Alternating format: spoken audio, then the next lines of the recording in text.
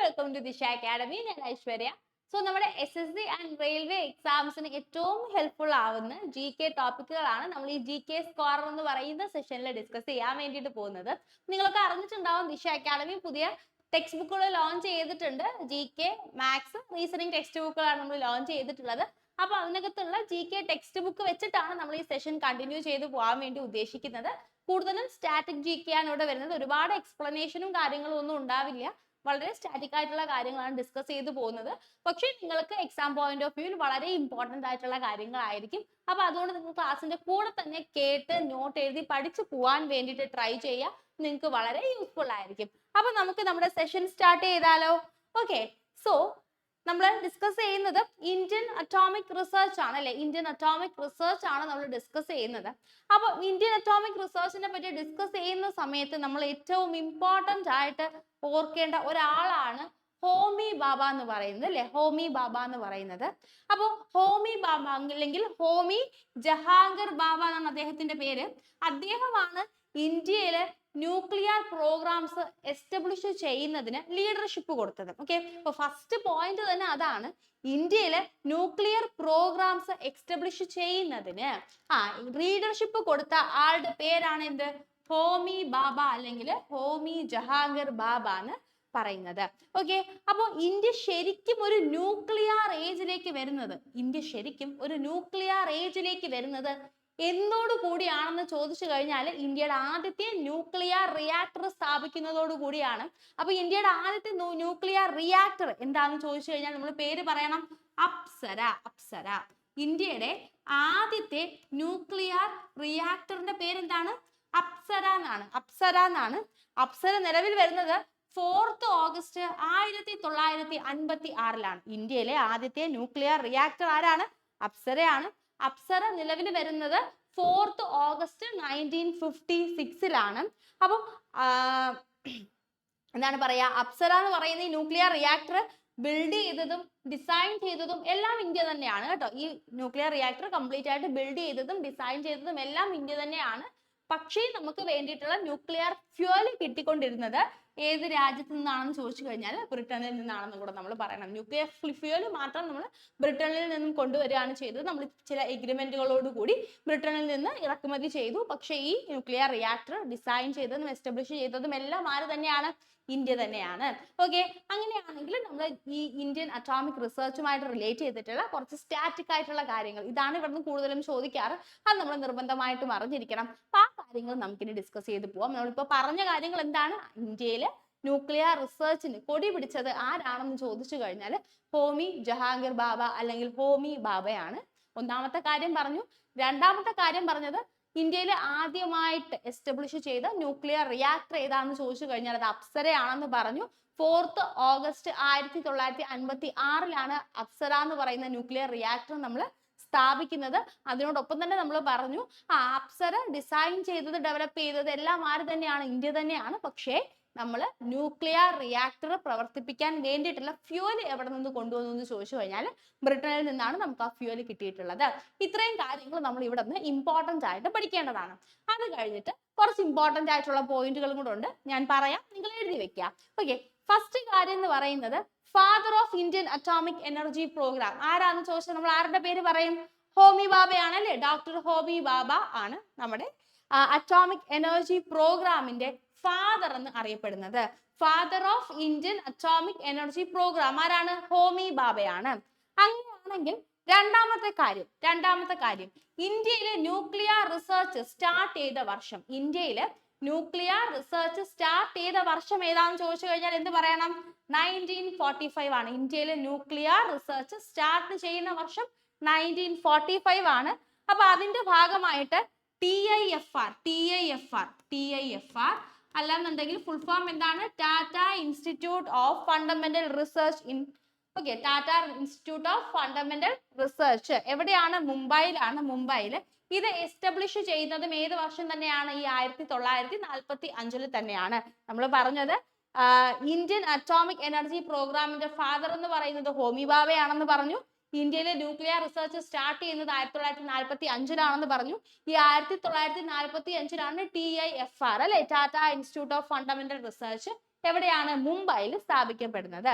Okay, അങ്ങനെയാണെങ്കിൽ അടുത്ത question എന്ന് പറയുന്നത് അറ്റോമിക് എനർജി കമ്മീഷൻ നിലവിൽ വന്ന സമയം അല്ലെ, വർഷം ചോദിച്ചു കഴിഞ്ഞാൽ 1948 ആണ്. സ്പെസിഫിക് ആയിട്ട് പറഞ്ഞു കഴിഞ്ഞാൽ 10th August 1948. 10th August 1948 എന്ത് വരുന്നത്? അറ്റോമിക് എനർജി കമ്മീഷൻ നിലവിൽ വരുന്നത്. ഇത് ആരുടെ ലീഡർഷിപ്പിന് അല്ലെങ്കിൽ ചെയർമാൻഷിപ്പിന് കീഴിലായിരുന്നു എന്ന് ചോദിച്ചു കഴിഞ്ഞാൽ ആൻസർ എന്ത് തന്നെയാണ്? ഹോമി ഭാഭ തന്നെയാണ് അല്ലെ. ഹോമി ഭാഭയുടെ ചെയർമാൻഷിപ്പിന് കീഴിലാണ് എന്ത് വരുന്നത്? നമ്മുടെ അറ്റോമിക് എനർജി കമ്മീഷൻ നിലവിൽ വരുന്നത് 1948. ഓക്കെ, അങ്ങനെയാണെങ്കിൽ അടുത്ത ചോദ്യം ഇതാണ്. Department of atomic energy DAE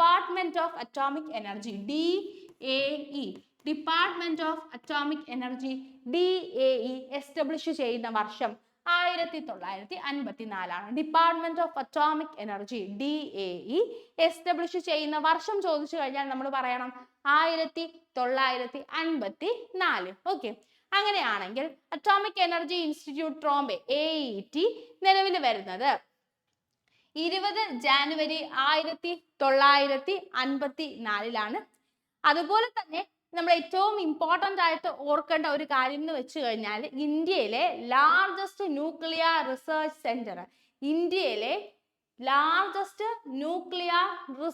centre എന്താണ്? Bhabha atomic research centre, BARC എന്ന് പറയുന്നതാണ് ഇന്ത്യയിലെ ലാർജസ്റ്റ് അറ്റോമിക് ന്യൂക്ലിയർ സെന്റർ.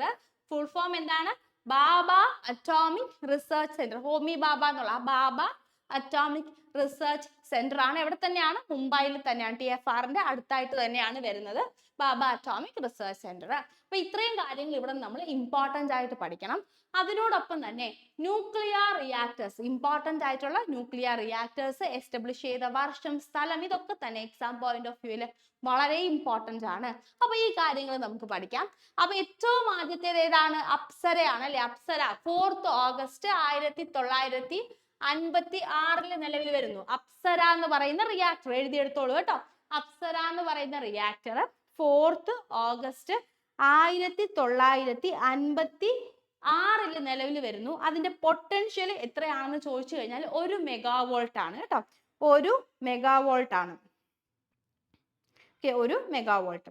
അടുത്ത കാര്യം, ഫസ്റ്റ് ന്യൂക്ലിയർ റിയാക്ടർ ഇന്ത്യയിലെയും അതുപോലെ തന്നെ ഏഷ്യയിലെയും എവിടെയാണെന്ന് ചോദിച്ചു കഴിഞ്ഞാൽ നമുക്കറിയാം അല്ലേ. എവിടെയാണ്? നമ്മുടെ അപ്സര റിയാക്ടർ ആണ് ഇന്ത്യയിലെയും ഏഷ്യയിലെയും ആദ്യത്തെ ന്യൂക്ലിയർ റിയാക്ടർ. ഏത് തന്നെയാണ്? നമ്മുടെ അപ്സര എന്ന് പറയുന്ന റിയാക്ടർ ആണ്. അത് കഴിഞ്ഞിട്ട് നമ്മളോട് ചിലപ്പോൾ ചോദിക്കാം, അത് അപ്സര നിലവിൽ വന്നത് 1956 4th August. അപ്സര യു എന്ന് പറയുന്നത് അപ്ഗ്രേഡഡ് വേർഷൻ എന്നുള്ള ഒരു അർത്ഥത്തിലാണ്. Apsara U. Okay, Apsara U എന്ന് പറഞ്ഞു കഴിഞ്ഞാൽ അപ്ഗ്രേഡഡ് റിയാക്ടർ. ഇത് നിലവിൽ വരുന്നത് എപ്പോഴാണെന്ന് ചോദിച്ചു കഴിഞ്ഞാൽ 10th September 2018. അപ്പൊ അപ്സര റിയാക്ടർ നിലവിൽ വരുന്നത് 4th August 1956. അതിന്റെ പൊട്ടൻഷ്യൽ 1 മെഗാവാട്ട് ആണ്. അങ്ങനെയാണെങ്കിൽ നമ്മൾ അതിനോടൊപ്പം തന്നെ പറഞ്ഞു first nuclear reactor in India and Asia. ഏഷ്യയിലെയും ഇന്ത്യയിലെയും ആദ്യത്തെ ന്യൂക്ലിയർ റിയാക്ടർ എന്ത് തന്നെയാണ്? അപ്സരയാണെന്ന് പറഞ്ഞു. അതിനുശേഷം നമ്മൾ പറഞ്ഞതാണ് വളരെ ഇമ്പോർട്ടന്റ് ആയിട്ടുള്ള കാര്യം അല്ലേ, Apsara U, upgraded version of Apsara.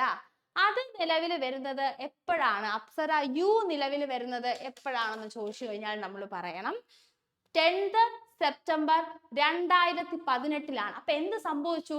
Apsara റിയാക്ടറിന്റെ potential 1 megawatt ആണ്. പക്ഷേ അപ്സര യുവിന്റെ അപ്ഗ്രേഡഡ് വേർഷൻ ഓഫ് അപ്സരയുടെ എന്തെന്ന് പറയുന്നത് പൊട്ടൻഷ്യൽ എന്ന് പറയുന്നത് 2 മെഗാവാട്ട്, ഇരട്ടിയായിട്ട് ഉയർന്നു അല്ലെ. 2 മെഗാവാട്ട് ആയിട്ട് ഉയർന്നത് നമുക്കിവിടെ കാണാൻ വേണ്ടിയിട്ട് പറ്റും.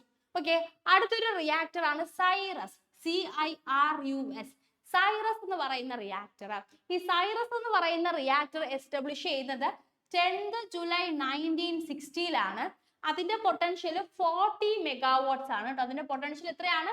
40 മെഗാവാട്ട്സ്.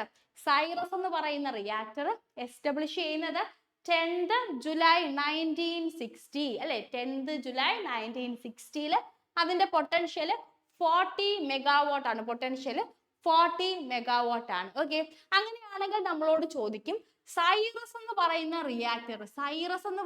റിയാക്ടർ എസ്റ്റാബ്ലിഷ് ചെയ്യാൻ വേണ്ടി നമ്മളെ സപ്പോർട്ട് ചെയ്ത കൺട്രി ഏതാണ്? സൈറസ് എന്ന് പറയുന്ന റിയാക്ടർ എസ്റ്റാബ്ലിഷ് ചെയ്യാൻ വേണ്ടി നമ്മളെ സപ്പോർട്ട് ചെയ്ത കൺട്രി കാനഡയാണ് കേട്ടോ. സൈറസ് എന്ന് പറയുന്ന റിയാക്ടർ എസ്റ്റാബ്ലിഷ് ചെയ്യാൻ വേണ്ടി നമ്മളെ സപ്പോർട്ട് ചെയ്ത കൺട്രി ഏതാണ്? കാനഡയാണ്, കാനഡ. ഓക്കെ, അങ്ങനെയാണെങ്കിൽ അടുത്ത ഒരു റിയാക്ടർ ആണ് സെർലിന. സെർലിന എന്ന് പറയുന്ന റിയാക്ടർ 14th January 1961 എസ്റ്റാബ്ലിഷ് ചെയ്യുന്നത്. സെർലിന എന്ന് പറയുന്ന റിയാക്ടർ 14th January 1961 എസ്റ്റാബ്ലിഷ് ചെയ്യുന്നു. അതിന്റെ പൊട്ടൻഷ്യൽ എത്രയാണ്? 100 വോൾട്ട് ആണ്, 100 വോൾട്ട് ആണ്. ഓക്കെ, ഇപ്പൊ ഒരുപാട് കാര്യങ്ങൾ നമ്മളിങ്ങനെ പഠിച്ചു പോകുന്നുണ്ട്. നിങ്ങൾ ആലോചിക്കുന്നുണ്ടാവും ഇതൊക്കെ ഞാൻ എങ്ങനെ പഠിക്കും അല്ലെ? നിങ്ങൾ ചെയ്യേണ്ട എന്താണ്? കുഞ്ഞു കുഞ്ഞു പാർട്ടുകളായിട്ട് ഇതിനെ ബ്രോക്ക് ചെയ്ത് പഠിക്കുക. കുഞ്ഞു കുഞ്ഞു ഭാഗങ്ങളായിട്ട് ഇതിനെ മുറിച്ച് പഠിക്കാൻ വേണ്ടി നോക്കുക. അപ്പൊ വളരെ ഈസി ആയിരിക്കും. ഓക്കെ, പിന്നെ നമുക്ക് ചെയ്യാൻ പറ്റുന്നതെന്ന് വെച്ച് കഴിഞ്ഞാൽ വർഷങ്ങളൊക്കെ ഒരു ഓർഡറിന് ഓർത്തിരിക്കാൻ വേണ്ടിയിട്ട് പറ്റും. വർഷങ്ങൾ വളരെ ഇമ്പോർട്ടന്റ് ആയിട്ടുള്ള, for example Apsara, U, Cirus, ഇതൊക്കെ വളരെ ഇമ്പോർട്ടന്റ് ആണ്. അപ്പൊ അതിന്റെ കാര്യങ്ങളൊക്കെ കുറച്ചും കൂടെ ഡീറ്റെയിൽഡ് ആയിട്ട് ഓർത്തിരുന്ന് കഴിഞ്ഞാൽ എക്സാം പോയിന്റ് ഓഫ് വ്യൂല് വളരെ ഇമ്പോർട്ടന്റ് ആയിരിക്കും. നിങ്ങൾക്ക് ചെയ്യാൻ പറ്റുന്നത് ആദ്യം ഒരു ഐഡിയ ഉണ്ടാക്കുക കേട്ടോ.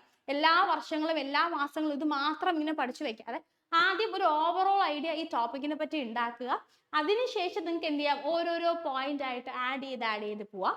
ഓക്കെ, അങ്ങനെ ചെയ്ത് കഴിയുമ്പോൾ നിങ്ങൾക്ക് പഠിക്കുന്നത് വളരെ ഈസി ആയിരിക്കും. 2 or 3 റൗണ്ടുകളിലായിട്ട് ഇങ്ങനത്തെ സ്റ്റാറ്റിക് GK പഠിക്കുമ്പോൾ നിങ്ങൾ എന്ത് ചെയ്യണം? നിങ്ങളുടെ ടോപ്പിക് കംപ്ലീറ്റ് ചെയ്യണം, കവർ ചെയ്യണം.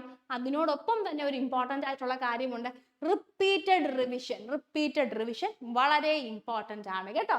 അപ്പൊ നമ്മളിപ്പോ പറഞ്ഞുകൊണ്ടിരുന്നത് സെർലിനെ പറ്റിയിട്ടാണ്. അപ്പോ സീറോ പവർ റിയാക്ടർ എന്ന് പറയുന്നത് എക്സ്പെരിമെന്റൽ റിയാക്ടേഴ്സിനാണ്. ഓക്കെ, എക്സ്പെരിമെന്റൽ റിയാക്ടേഴ്സിനെ നമ്മൾ വിളിക്കുന്ന മറ്റൊരു പേരാണ് എന്തെന്ന് പറയുന്നത്? Zero power reactor. സെർലിന എന്ന് പറയുന്നത് സീറോ പവർ റിയാക്ടറുകൾക്ക് ഒരു ഉദാഹരണമാണ്. എന്തെന്ന് പറയുന്നത്? സെർലിന എന്ന് പറയുന്നത്. ഓക്കെ, അടുത്തത് പൂർണിമ എന്ന് പറയുന്ന റിയാക്ടറിന്റെ 3 വെർഷൻ ആണ് നമ്മൾ നോക്കുന്നത്.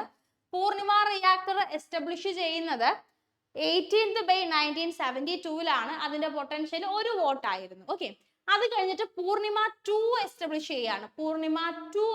ചെയ്യുന്നു. സമയം എന്ന് പറയുന്നത് 10th May 1984 ആണ്. 10th May 1984 എന്ത് ചെയ്യുന്നു? പൂർണിമ 2 എസ്റ്റാബ്ലിഷ് ചെയ്യുന്നു 12 വർഷങ്ങൾക്ക് ശേഷം. അപ്പൊ അതിന്റെ പൊട്ടൻഷ്യൽ എന്ന് പറയുന്നത് 100 വോട്ട് ആണ്, 100 വോട്ട്.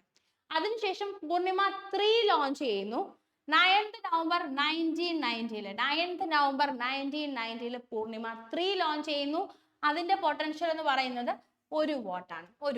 ഓക്കെ, അപ്പൊ ഇത്രയും കാര്യങ്ങൾ ഇന്ത്യൻ അറ്റോമിക് റിസർച്ചിനെ പറ്റിയിട്ട് ഏറ്റവും ബേസിക് ആയിട്ട് നമ്മൾ അറിയണം. ഈ ഒരു പേജിൽ നിന്ന് ഏറ്റവും ഇമ്പോർട്ടന്റ് ആയിട്ട് നമ്മൾ അറിയേണ്ട പോയിന്റ്സ് എന്തൊക്കെയാണ്? ഒന്നാമത്തെ കാര്യം ബാബ അറ്റോമിക് റിസർച്ച് സെന്റർ, ബാർക്ക്. അതുപോലെ തന്നെ TIFR.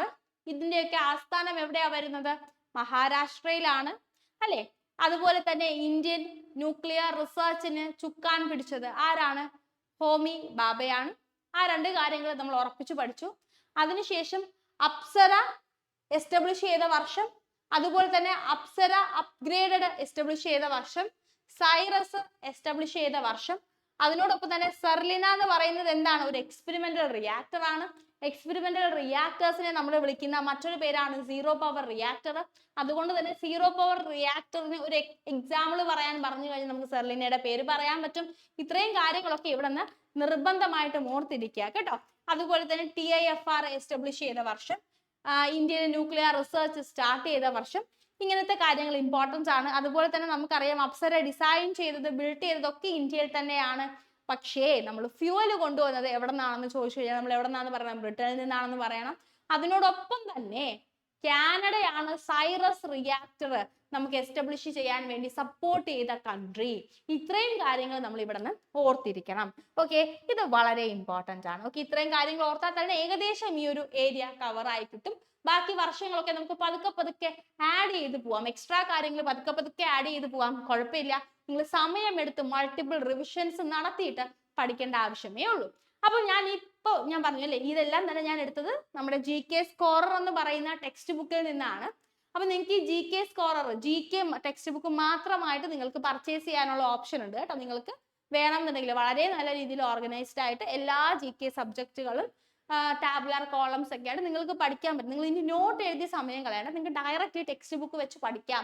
അങ്ങനെ ഒരു രീതിയിലേക്ക് തന്നിട്ടുള്ള ഒരു വളരെ നല്ലൊരു ബുക്കാണ്. ഓക്കെ, കളർ ഫോട്ടോസ് ഒക്കെ ഉള്ള, നമുക്ക് തുറന്ന് വായിക്കാനൊക്കെ തോന്നുന്ന വളരെ നല്ലൊരു ടെക്സ്റ്റ് ബുക്കാണ്. അപ്പൊ നിങ്ങൾക്ക് ഈ ടെക്സ്റ്റ് ബുക്ക് വാങ്ങാൻ ആഗ്രഹമുണ്ടെങ്കിൽ ഒന്നുകിൽ GK ടെക്സ്റ്റ് ബുക്ക് സെപ്പറേറ്റ് ആയിട്ട് നിങ്ങൾക്ക് വാങ്ങാൻ വേണ്ടി പറ്റും. അതല്ലാന്നുണ്ടെങ്കിൽ ഒരു ബണ്ടിലായിട്ടാണ് GK മാത്സും റീസണിങ്ങും അടങ്ങുന്ന ഒരു ബണ്ടിൽ. മാത്സ് ടെക്സ്റ്റ് ബുക്കുകളൊക്കെ ഞാൻ നോക്കി, ക്വസ്റ്റ്യൻസിന് ഓരോ ക്വസ്റ്റ്യനും എടുത്ത്, ഓരോ ടൈപ്പ് ക്വസ്റ്റ്യൻസും എടുത്ത് ആ ക്വസ്റ്റ്യൻസിന് വളരെ ഡീറ്റെയിൽഡ് ആയിട്ടുള്ള എക്സ്പ്ലനേഷൻ, അതും ട്രിക്കുകൾ അടക്കം, ഷോർട്ട് കട്ടുകൾ അടക്കമുള്ള എക്സ്പ്ലനേഷൻ ആണ് കൊടുത്തിരിക്കുന്നത്. അല്ലാതെ നമ്മൾ നോർമലി വളരെ ഫേമസ് ആയിട്ടുള്ള ടെക്സ്റ്റ് ബുക്കുകൾ കാണുമ്പോൾ പോലും ഒന്നുകിൽ അതിനകത്ത് കൺവെൻഷണൽ വേ ആയിരിക്കും ചെയ്തിട്ടുണ്ടാവുക, ഷോർട്ട് കട്ടുകൾ പറഞ്ഞിട്ടുണ്ടാവില്ല. അല്ലെങ്കിൽ ഷോർട്ട് കട്ടുകൾ എഴുതിയിട്ടുണ്ടാവും, പക്ഷെ നമുക്ക് മറ്റൊരാളുടെ സഹായം ഇല്ലാതെ ആ ഷോർട്ട് കട്ട് മനസ്സിലാവില്ല. പക്ഷെ ഇത് അങ്ങനെയല്ല, ഷോർട്ട് കട്ടുകൾ ഉണ്ട്, വളരെ വ്യക്തമായിട്ട് ഓരോ ക്വസ്റ്റ്യനെയും നേരെ ഷോർട്ട് കട്ട്, ആ ഷോർട്ട് കട്ട് എങ്ങനെയാണ് നിങ്ങൾ അപ്ലൈ ചെയ്യേണ്ടതെന്ന് ഡീറ്റെയിൽ ആയിട്ട് പറഞ്ഞിട്ട് വളരെ നല്ല രീതിയിൽ ഡിസൈൻ ചെയ്തിട്ടുള്ള മാത്സ് ടെക്സ്റ്റ് ബുക്കുകളൊക്കെയാണ്. പക്ഷെ മാത്സ് നിങ്ങൾക്ക് മാത്സ് സെപ്പറേറ്റ് ആയിട്ട് വാങ്ങിക്കാനുള്ള ഓപ്ഷൻ ഇപ്പം നിലവിലില്ല. നിങ്ങൾക്ക് ഒന്നുകിൽ മാത്സും റീസണിങ്ങും GK ഒന്നിച്ച് വാങ്ങാം, അല്ലെങ്കിൽ GK സെപ്പറേറ്റ് ആയിട്ട് വാങ്ങാനുള്ള ഓപ്ഷൻ ഉണ്ട് കേട്ടോ. അപ്പൊ നിങ്ങൾക്ക് ടെക്സ്റ്റ് ബുക്ക് വാങ്ങണം എന്ന് ആഗ്രഹം ഉണ്ടെന്നുണ്ടെങ്കിൽ നിങ്ങൾക്ക് 7012615062 എന്നുള്ള നമ്പറിലേക്ക് കോൺടാക്ട് ചെയ്യാം. 7012615062. അപ്പൊ ഇതാണ് നമ്മുടെ നമ്പർ.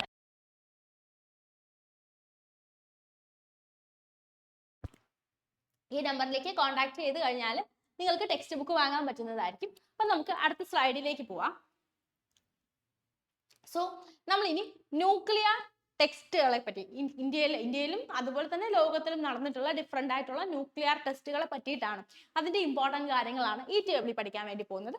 വളരെ എളുപ്പമുള്ള കാര്യമാണ്, വളരെ എളുപ്പമായിട്ട് നമുക്ക് പഠിക്കാൻ പറ്റുന്ന കാര്യമാണ്. ഓക്കെ, അപ്പം ഇവിടെ നമ്മൾ നോക്കുന്ന ഒന്നാമത്തെ കാര്യം, okay, world's first civilian explosion test ഏത് വർഷമായിരുന്നു എന്ന് ചോദിച്ചു കഴിഞ്ഞാൽ 1945 ആണെന്ന് പറയണം. വേൾഡ്സ് ഫസ്റ്റ് സിവിലിയൻ എക്സ്പ്ലോഷൻ എപ്പോഴാണെന്ന് ചോദിച്ചു കഴിഞ്ഞാൽ 1945 okay, world's first civilian explosion നടക്കുന്നത് എപ്പോഴാണ്?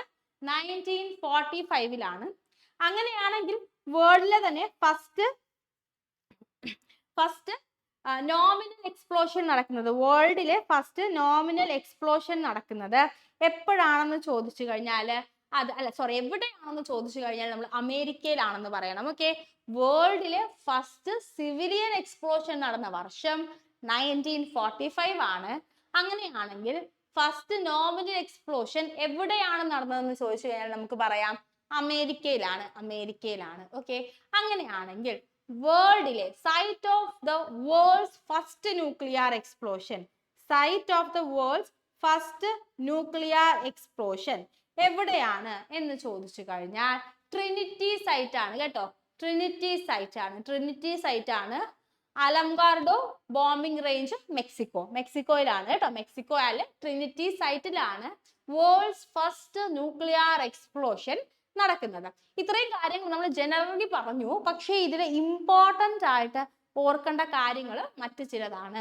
ഏറ്റവും എക്സാം പോയിന്റ് ഓഫ് വ്യൂവിൽ വരുന്ന ഇമ്പോർട്ടൻ്റ് ആയിട്ടുള്ള കാര്യമാണ് ഇന്ത്യയിലെ ഫസ്റ്റ് ന്യൂക്ലിയർ ടെസ്റ്റ്. ഇന്ത്യയിലെ ഫസ്റ്റ് ന്യൂക്ലിയർ ടെസ്റ്റ് നടക്കുന്നത് എപ്പോഴാണെന്ന് ചോദിച്ചു കഴിഞ്ഞാൽ 18 മെയ് 1974 ഇന്ത്യയിലെ ഫസ്റ്റ് ന്യൂക്ലിയർ ടെസ്റ്റ് നടക്കുന്നത് എപ്പോഴാണ്? 18 മെയ് 1974. ഓക്കെ, അങ്ങനെയാണെങ്കിൽ ഫസ്റ്റ് ന്യൂക്ലിയർ ടെസ്റ്റ് നടക്കുന്ന സൈറ്റ്, ഇന്ത്യയിലെ ഈ ഫസ്റ്റ് ന്യൂക്ലിയർ ടെസ്റ്റ് നടക്കുന്ന സൈറ്റ് എവിടെയാണെന്ന് ചോദിച്ചാൽ എവിടെയാണ്? പൊക്രാനിലാണ്. പൊക്രാൻ എവിടെയാണ്? രാജസ്ഥാനിലാണ് കേട്ടോ. രാജസ്ഥാനിലെ പൊക്രാനിലാണ് എന്ത് ചെയ്യുന്നത്? ഇന്ത്യയിലെ ഫസ്റ്റ് ന്യൂക്ലിയർ ടെസ്റ്റ് നടക്കുന്ന സൈറ്റ്. ഇന്ത്യയിലെ ഫസ്റ്റ് ന്യൂക്ലിയർ ടെസ്റ്റ് നടക്കുന്ന സൈറ്റ് എവിടെയാണ്? പൊക്രാനാണ്. പൊക്രാൻ എവിടെയാണ്? രാജസ്ഥാനിലാണ്. ഓക്കെ, അപ്പോ ഈ ന്യൂക്ലിയർ ടെസ്റ്റിന് വേണ്ടിയിട്ട് ഇന്ത്യ ഉപയോഗിച്ച ആ ന്യൂക്ലിയർ ബോംബ് ഉണ്ടല്ലോ, ഓക്കെ, ആ ന്യൂക്ലിയർ ബോംബിന്റെ വെയിറ്റ് എന്ന് പറയുന്നത് 12 കിലോ ടൺ ആണ് കേട്ടോ. 12 കിലോ ടൺ ആണ്. അതും ഇമ്പോർട്ടൻ്റ് ആയിട്ടുള്ള ഒരു ഇൻഫർമേഷൻ ആണ്. India used a bomb in its first nuclear test which is having a weight of 12 kilo ton. അതുപോലെ തന്നെ നമ്മുടെ ഈ ഫസ്റ്റ് ന്യൂക്ലിയർ ടെസ്റ്റിന്റെ പേര് വളരെ ഇമ്പോർട്ടൻ്റ് ആണ്. സ്മൈലിംഗ് ബുദ്ധ. സ്മൈലിംഗ് ബുദ്ധ. ഫസ്റ്റ് ന്യൂക്ലിയർ ടെസ്റ്റിന്റെ പേര് വളരെ ഇമ്പോർട്ടന്റ് ആണ്, സ്മൈലിംഗ് ബുദ്ധ. ഏറ്റവും ഇമ്പോർട്ടന്റ് ആയിട്ടുള്ള കാര്യങ്ങൾ എന്തൊക്കെയാണ്? ഇന്ത്യയിലെ ഫസ്റ്റ് ന്യൂക്ലിയർ ടെസ്റ്റ് നടക്കുന്നത് 18th May 1974 അത് എവിടെ വെച്ചാണെന്ന് ചോദിച്ചു കഴിഞ്ഞാൽ രാജസ്ഥാനിലെ പൊക്രാനിലാണ്. അതുപോലെ തന്നെ അതിനേക്കാൾ ഇമ്പോർട്ടന്റ് ആണ് ഇതിന്റെ പേര് എന്താണ്? സ്മൈലിംഗ് ബുദ്ധ. സ്മൈലിംഗ് ബുദ്ധ. അങ്ങനെയാണെങ്കിൽ ഇന്ത്യയുടെ സെക്കൻഡ് ന്യൂക്ലിയർ ടെസ്റ്റ് നടക്കുന്ന സ്ഥലം എവിടെ തന്നെയാണ്? രാജസ്ഥാനിലെ പൊക്രാനിലാണ്. പക്ഷെ അതിന്റെ പേര് മറ്റൊന്നാണ്. അതിന്റെ പേര് എന്താണ്? ശക്തി 98. ഇന്ത്യയിലെ സെക്കൻഡ് ന്യൂക്ലിയർ ടെസ്റ്റിന്റെ പേരെന്താണ്?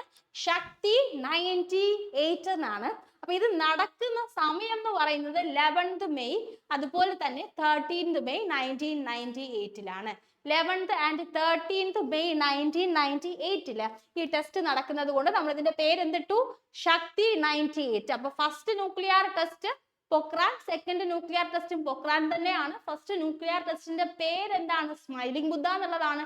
പക്ഷേ സെക്കൻഡ് ന്യൂക്ലിയർ ടെസ്റ്റിന്റെ പേര് ശക്തി 98 എന്നുള്ളതാണ്.